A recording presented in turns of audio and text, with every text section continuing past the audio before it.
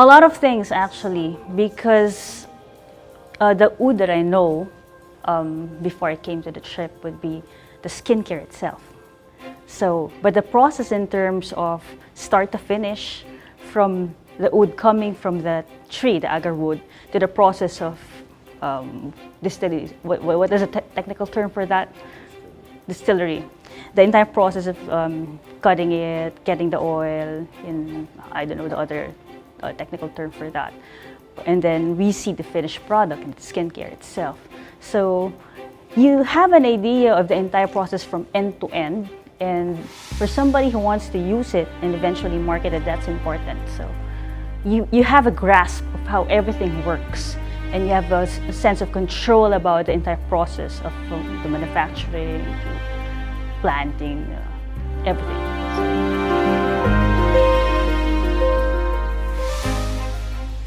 First off, the area is very big. I don't recall how many acres it was or how many hectares it was, but from the looks of it, it's huge. We didn't have the time to go to the deeper part of the plantation because, well, primarily the weather was an issue, it was a challenge. Secondly, it was a little far, so I wasn't very impressed with that.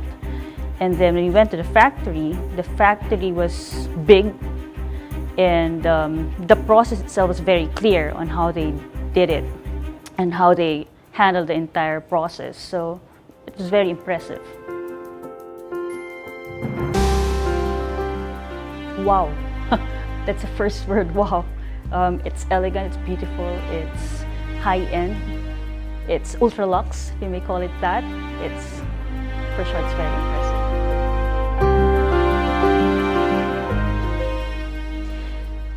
I think they positioned it in such a way that not everybody can afford it. So there's a special niche for that market, and automatically it's not for everybody. So once you're able to, and the scent also, so the positioning plus the product, the oud, the oil is unique. The other brands, or a lot of brands out there, they don't have that, and it doesn't wear off easily. So that's my impression of the perfume itself. Okay. I got to try some of the products back in Manila. I got to try the serum and the whitening cream, and both of which they work. So for the serum, I tested in a certain part of my body, wouldn't say which one, actually both.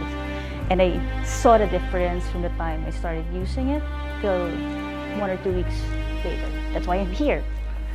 Because usually before I sell a product, because I actually used to import skincare way back. So before I got into it, before I marketed anything, I would try it myself. I would see if it works. And it actually works, so I was impressed with that. And when Anthony gave the products, they were actually without the label, so it's bare. So he wasn't selling the packaging, he was actually selling the product. And I actually really liked it. And seeing now in the PowerPoint presentation how it would look, how the branding is done, how it says made in Switzerland, it made it more impressive. Plus the fact that you put it side by side with this perfume brand, wow, works.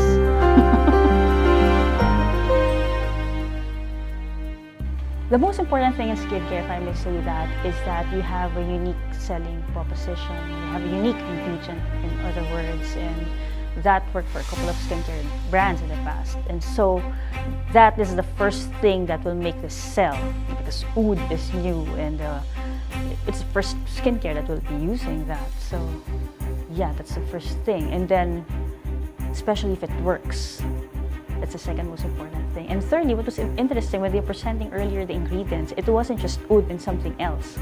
Or it wasn't just oud and the scent. It was oud and then all those other essentials, all those oils that they put in together. So that makes it more interesting, actually. Well, for me, it's important because if you work with a brand that does OEM, they get everything from China.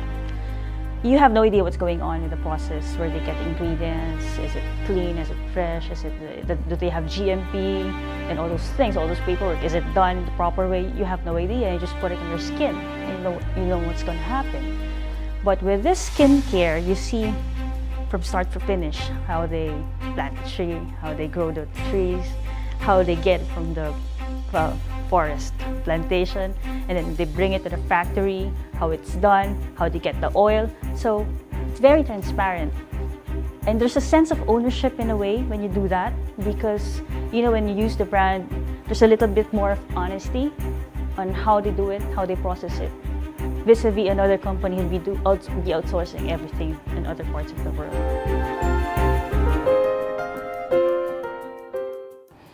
There's a unitary perspective wherein you'd have to integrate all these three.